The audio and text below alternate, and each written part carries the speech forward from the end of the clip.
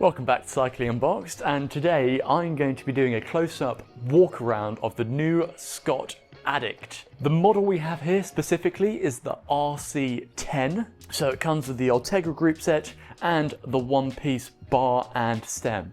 On this model specifically, we have the smoky, very sexy paint job. I want to bring you in closer and just show you what it really looks like. I think this might be one of my favorite paint jobs on a bike so far. Let's talk about the headline stats first. I am of course going to weigh the bike in at the end as well, so wait for that. And not just that, I'm going to show you some of the other paint jobs that it comes with, because a lot of them are very nice. The big headline stats here is that this frame kit, not the frame set, but the frame kit, which I assume comes with the seat post and the bar and stuff, is 300 grams lighter than the previous version. 300 grams off a already lightweight frame is a very big saving. Next up, they've claimed 12 watts faster, just in aerodynamic optimization.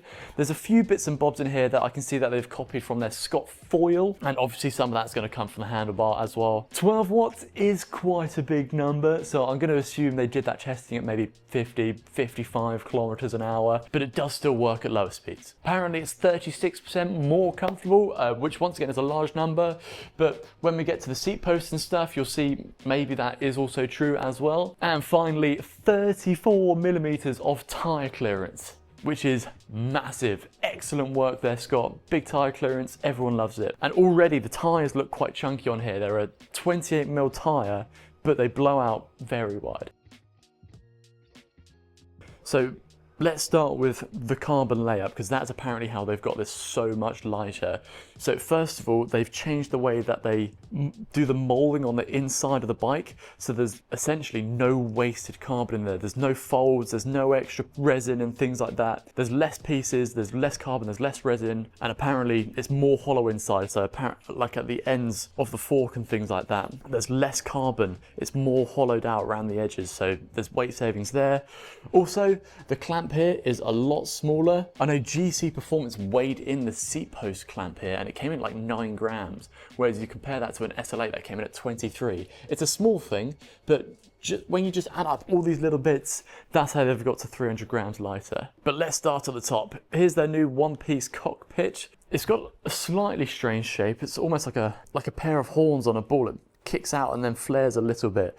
But it's interesting, it's not too big, it's not too chunky, and it is fairly rounded, almost like you see on the new Trek Madone. But I'd say it's got a sharper nose and a flatter front there. It's a very good looking one-piece bar and stem. This one seems quite wide though. This is the extra large frame, so it comes with a 42 wide bar, but as a whole, I believe Scott are doing quite well at stocking narrower bars. So this is the widest bar they have as a 42. But we can't leave the bars yet, because they do come stocked with this nice little piece here that is a lot easier when you have two hands, because you can hold the bar stable. So you literally just twist it to the left, and there you go, you have your T25 sitting in there. Because one of the big themes about this bike is that a lot of the bolts are going to be a T25. So you can do a lot more work with just one bolt, or one screw shall I say. And this thing itself, I mean, it feels pretty damn light, so it's just a nice way to keep a bit of integration on the bike whilst being able to service it out on the road if you need to. Next up comes the seat post. Of course, they've made this lighter as well. I believe on their top end models you can get a seat post that's all one piece without this little rubbery bit on the back. But the reason that this is here is, first of all, if you're not running the light, you can maintain an aerodynamic shape, but you have built-in compliance, so obviously that's skinnier, that's going to bend and flex and just make the bike a lot more comfortable to ride. But you can also fit a light that goes on here as well, so you have a much sleeker looking integrated light, no rubber bands and stuff like that. And I think they're a fairish price. I think they're about £40, and apparently they perform quite well. But it's very easy, it's just a magnet that sits on there. Super sleek, keeping the weight down whilst keeping some comfort. The head tube looks very traditional, normal, rounded head tube. But I imagine what they've managed to do, I think they have a skinnier fork post here, and that just lets this whole tube just be a little bit skinnier as a whole system. So it's very rounded. But yeah, I imagine it's a bit skinnier and a bit lighter just to reduce frontal area. Then we get to the fork itself here. You can see loads of width there. Scott have been going the way of basically getting the fork away from the wheel for a while now. And you can see they're not shallow, they have got a little bit of depth to them here, but they also look a little bit rounded, like they'll be a little bit stiffer, so they might be a bit more energetic to climb on when you're at the saddle. Top tube, you've got this like slightly sloped down angle here. I guess it gives you a bit more seat post for a little bit more compliance, and just a slightly flat top, rounded back edge here. Head tube, not super deep like we're seeing on loads of bikes nowadays, but I guess, yeah, they are trying to keep the weight down. As we go onto the down tube again here, it's almost nothing special. It's just very rounded, very traditional. Looks almost standard there, but it is quite large. It's almost quite hard to get your hand around it, so I guess that thickness adds a lot of stiffness and to the frame itself there. For the seat tube, looks wise, nothing crazy, just a rounded front, flat back edge there.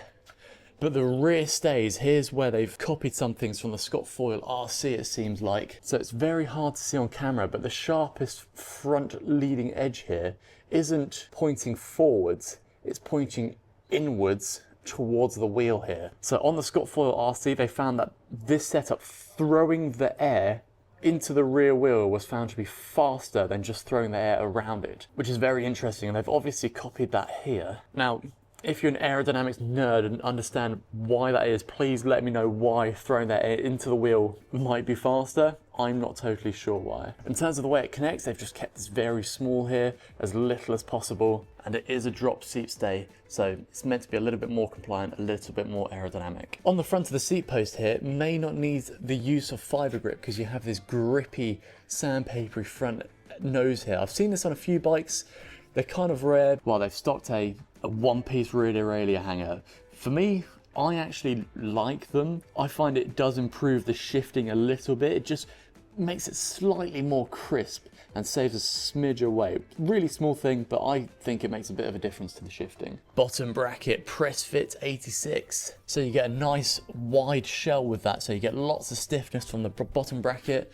And press fit is fine if you have designed your bike well, or if you've made it properly so the tolerances are perfect. And once again, I haven't personally heard of any negatives from Scott from that, so good frame manufacturing. So as I said to you earlier, these are a 28mm tyre, but they look big, they look really chunky, and that is because of these Synchros wheels. The ones we've got on here are specifically the Synchros Capital One. I'll flip that upside down for you. So these ones have a 25mm internal rim width, front and back, which is why these tyres, the Schwalbe ones here, look so wide on them, just because they measure and blow out a lot wider. And you can see here, like I said at the start of the video, 34mm tyre clearance, even as wide as these are, I reckon they're about 30, almost 32mm here at the moment, and you can see that there's still tyre clearance close to the bottom bracket area there. You know, most bikes are comfortable for tyre clearance up here. It's always that bit down here where you may get some rubbing if you are looking for tyre clearance. Alright, let's move on to the paint job of this thing. So, like I said, it's this really beautiful, smoky looking paint job. I don't normally like a darker bike, but this one is awesome. And you can see from the angle that we've got here, it's both purple and blue. So if I change the angle this way, the smoky bits become purple. And if I change the angle to this way, you can see instantly the smoky bits have become blue. So they've got that iridescent shine on them. And then they've got this chop here where it goes into a matte on the bottom half. Just looks really good. I'm really enjoying the look of this paint job. The Scott logo's nice and sleek, nice and small. They look more refined, almost something like Apple would do, where they have a much like sleeker, nicer, sharper logo on there, not like a big one going down the tube.